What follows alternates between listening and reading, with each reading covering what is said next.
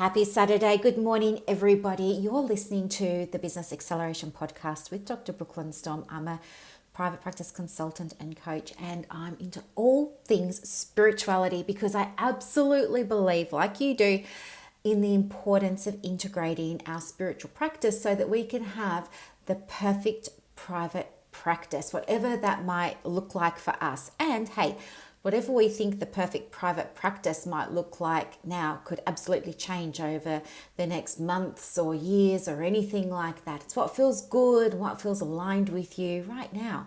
And I absolutely am all about the high vibe. And I've got to start this episode today by sharing with you that I'd been kind of avoiding having to deal with something that had been very, very stressful recently.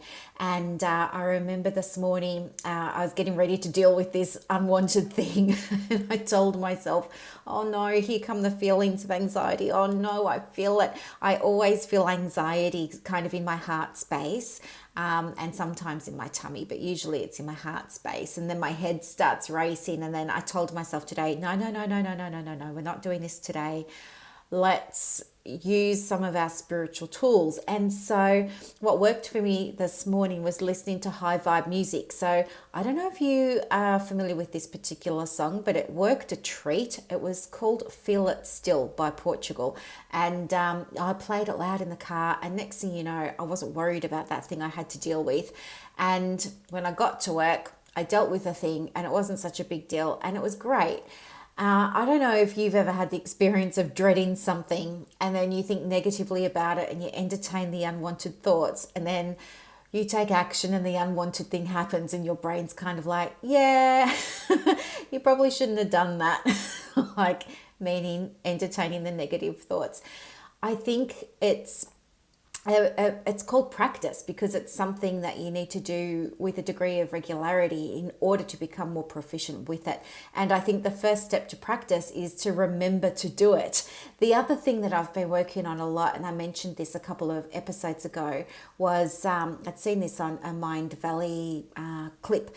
It was about a guy from, I think he's Japanese, he's like the Warren Buffett of Japan or something, like this big investor, multi-billionaire. He was getting interviewed and he said that the secret to his success was to give thanks and appreciation for all of the money that came in and out. And the word that he used was, I think it's a Japanese word, but it's arigato. And so this whole episode was about arigato, the money. And so I thought, I want to give that a go. And so now I've been trying to catch myself. And sometimes I'll go and, every morning for breakfast, I have a donut. I know it sounds bad, doesn't it? But I'm on a keto diet. I have been for I think 9 weeks now. So everything's low carb. And there's this, I don't have shares in the industry or in the brand or anything like that. I'm just sharing with you in case you're interested. But it's a donut by a company called Noshu, Noshu. They have these sugar-free donuts. You get them from the fridge section in the supermarket. And oh my gosh, they are so good. They're like sugar-free and they've got like next to no carbs. And so anyway, that's my treat. Every day I have a donut for breakfast. Just listening to myself say it out loud sounds ridiculous. But anyway, I do that. And I also get coffee from the drive-through McDonald's that's on my way to work. And I know what you're thinking, McDonald's coffee, no good for you. But I think that it absolutely is. And ever since I was about, I'd say 20, every single morning, unless I've been incapacitated or something like that, I've always gone and got one with my breakfast. So with my donut. Creature of habit, right? So anyway, I started trying to get into the habit of saying arigato for the coffee and arigato for the money to pay for the coffee and arigato for petrol to put in the car, which, hey, by the way, I had an empty tank today. So I had to go to the service station. I went to fill it up from empty. It only cost me $26.20. I couldn't believe it. I said to the attendant, are you sure you've got the right pump? And he said, yes. I mean, we were paying like $1.17 at one point for petrol, even more than that. And today I paid like 77 cents for a litre or something. So I couldn't believe it. Wish I had a bigger car so I could take more advantage of it. But I've started getting into the habit of saying arigato, arigato, arigato.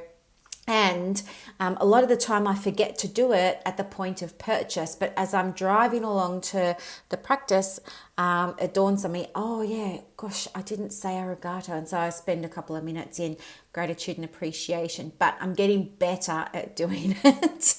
But the point is, you don't get good at something if you don't practice, right? And that's why all this spiritual stuff that we do on this podcast is around getting into the habit of implementing things, because I'm sure you guys have read all the books. I'm sure you guys have listening to a million podcasts. And so in your head, you know all of this sort of stuff, but you have to take it that next level. You have to start implementing it. If you want to identify as being a spiritual person, as a spiritual private practice owner, let's start finding ways that you can implement some of these tools during the day. Now, in the last episode that I did, I was talking with you about stepping into your new identity as part of this ascension that we're experiencing at the moment, so that you can have a really profound, beautiful, soul-driven, intention-focused transformation, not only for your private practice, but for you as a woman, as a strong, independent woman in 2020. And today I want to take that a little bit further. So, only a short episode today, but I want to know how you went in terms of trying to adopt that new identity, and were you able to come up with ways of identifying as that empowered version of you, and is that helping you to be able to operate with the end in mind? Today, let's go a little bit further, and what I want you to really do is think about, again, get back to clarity, get back to your vision, get back to what do you really want right now. What do you really, really, really, really want? Now, of course, we're all going to want different things. And here's one of the things I learned about wanting stuff. Number one, sometimes it's hard to know what you actually want. Number two, when I reflected on the things that I wanted, I realized they weren't things that I wanted. They were things that I've been conditioned to think that I want, i.e., millions of dollars. I do not want millions of dollars, actually. I just want to feel happy and calm and content and carefree. And like, if a bill comes, it's no sweat because I can pay it. Or if there's some problem with my house, no sweat. I can, cover that. No problem. If I want to go to Amsterdam for 6 weeks and live in a 5-star hotel there and do all the activities and stuff, no sweat. I can do that. That's what I want, not the millions of dollars. So, being aware really of what you want. And then the third thing, of course, around what you want is knowing that it's already there. It's already there. It's already there. In terms of your quantum physics, in terms of your quantum reality, all versions of you are already existing simultaneously. All you have to do is dial yourself into the frequency of that version of you that's doing all of the things for your practice and for your life and for your family and for your friends that you really want to be doing. Okay, and you can change your mind anytime, just like listen to the radio. You might have it on rock and roll and then want it on easy listening and then want it on Buddha FM. It doesn't matter. You can always change. Okay, you're the master of your sail, captain of your ship, right? And so get clear on what you want. And a more powerful way to take this even further is to actually write it down and allow yourself just to free write, okay? And allow yourself to drop the conditioning. I did a Facebook post about this a little while ago about dropping the conditioning. Really stop and ask yourself, when you've written down what you want, say, is this what I want, right? Where did this idea about what I want come from? Okay, the idea of, for me, of having millions of dollars and this, that, and the other came from my upbringing because, as you know, if you've been following me for a while now, I lived in poverty for years and years and years and years and years. And that was my reality and that was my normal. But I was always around other people who were living in poverty and they were always dreaming about being rich and wealthy. So I thought that's what the dream was. And I internalized that, right? And so now as an adult woman, I write down, oh yes, I want to have, 7 figures in the bank. And I think when I question, wait, where did that want come from? I can trace that all the way back to being impressionable. I was a little sponge and I was just trusting all the grown-ups around me knew what they were doing and I was just swallowing it all, and that's fine. And I get to choose differently now. And do you know what? I'm fine financially. I'm not working hard. I love what I do. I don't work the hours that my dad used to work. I don't work the hours that my mum used to work. I have found my own space in the world to work less than they do without feeling guilty about it, make more without feeling guilty about it, and realized my dream is not to have more money. I think they all wanted more money for security, but I feel like if I want money, I'll just find it. If I want money, I'll just make it. I know I'm capable of making money. I know I'm really resourceful, and I know that I can tap into my resourcefulness. I know I'm going to survive financially. I know I'm fully supported by the universe. I know I'm getting better at receiving and tuning into downloads that I get, energetically. And I just trust that I'm going to be fine. So for me, it's not about security anymore. For me, it's around, oh my gosh, I want to enjoy life and I want to get so much out of it. And do you know what? I think about the last few years I've experienced life and all the places I've been and all the people I've met and all the experiences I've had. And I think I've probably lived more in the last few years than some people do in a whole entire lifetime. And guess what? I realized I'm not done. I'm not. There's so much more that I want to see and there's so much more that I want to do. It's experiences that is what drives me to keep going with the business. I want expansion of my mind. I want expansion of my awareness. I want expansion of my experiences. I want expansion of my knowledge. I want expansion of my heart. I want expansion of my soul and my mind. I want expansion of my skills so I can share them with everybody and help them more. That's what I want. I'm about the expansion at the moment. And so for me, that's more important than dollars. So question, when you write down what you want, where that want came from. That's a hot tip. Okay, and then you want to get into daily practice for alignment. And we're talking today about aligning with that future self of you that's already living her best life, whatever that looks like, that's already living her best private practice life, whatever that might look like as well. So you already got the tools from the last episode. You're going to step into that version of you and identify some action steps that you can take. But for those of you who love journaling, I've got a few prompts for you that you might like to try out. So the first is, as the woman that now receives, let's say, for example, that you want to make $20,000 a month. As the woman that's now receiving $20,000 a month, no matter what, automatically and easily, I now ... Okay? Or, since I am now that version of me, I feel like this ... The things I do are these ... My life looks like this ...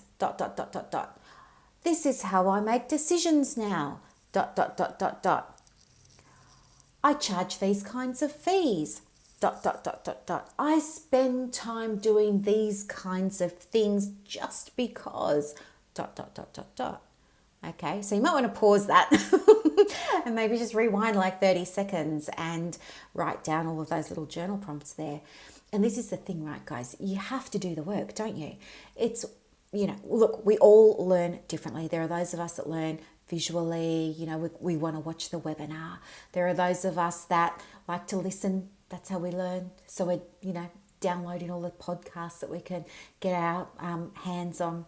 There are those of us that like to do stuff, right? We're kinesthetic. We want to do stuff. And then there are those of us that are combinations of everything. And I think most of us are combinations of everything. Maybe we've got one dominant way. But I know from a coaching perspective that if you want to get change, you got to take action, baby. And this means doing those journal prompts. So get your journal, get your favorite candle, get your favorite herbal tea, light your candle, create a nice space, put the heater on. If you're in Australia, it's getting really chilly now. Pop the heater on and allow yourself all the time that you need, which, come on, you've got plenty now. We're in lockdown, guys.